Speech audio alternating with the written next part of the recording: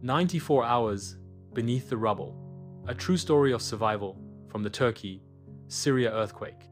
On the early morning of February 6, 2023, at precisely 4:17 a.m., the ground beneath southern Turkey and northern Syria shook with unimaginable force. A devastating 7.8 magnitude earthquake struck, followed just hours later by another 7.5 magnitude tremor. In mere seconds, entire neighborhoods turned to dust. Apartment buildings crumbled like sandcastles, highways split open, and lives were shattered in the blink of an eye. This was one of the deadliest natural disasters the region had ever seen. Over 59, 0 lives were lost, 53, 537 in Turkey and nearly 6-0 in Syria. Entire cities, like Antakya and Kahramanmaraş, were leveled. Winter's cold breath made everything worse, and rescue efforts were a desperate race against time. In the city of Gaziantep, 17-year-old Adnan Muhammed Korkut was asleep in the basement apartment of his family home when the quake hit. Woken by the violent shaking, he had only seconds to react. As the ceiling collapsed above him, he curled into the fetal position, hoping for a miracle. The building came crashing down, burying him alive under tons of debris. Hours turned into days. Adnan found himself trapped in a pocket of space, surrounded by darkness and silence. The air grew colder, the smell of concrete and dust filled his lungs, and hunger gnawed at his stomach. To stay alive, he drank his own urine.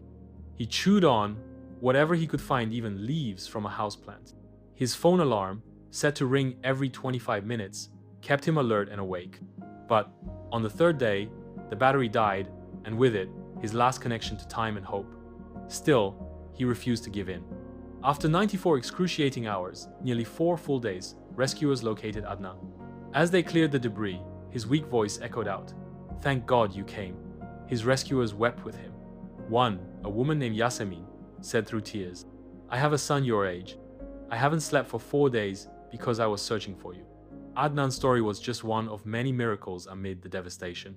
In Hatay, a 12-year-old boy was pulled from the rubble after 260 hours. A 10-day-old baby and his mother were saved after being trapped for 4 days beneath the ruins. These stories of survival offered glimmers of hope in a sea of despair. But the tragedy was enormous. Over 680 buildings were destroyed. Millions were left homeless. Cries for help echoed through collapsed buildings, while frigid temperatures threatened those who survived. In Syria, where civil war had already left the population vulnerable, the slow international response drew criticism and deepened the suffering. The scale of the damage was beyond comprehension. In Turkey alone, the cost of rebuilding was estimated at 34.2 billion. In Syria, the figure exceeded 5.1 billion. But beyond the economic loss was something far more painful: the human cost. Families torn apart, children orphaned, cities erased. The earthquake wasn't just a natural disaster, it was a stark reminder of the human cost of poor infrastructure, ignored regulations, and a lack of preparedness.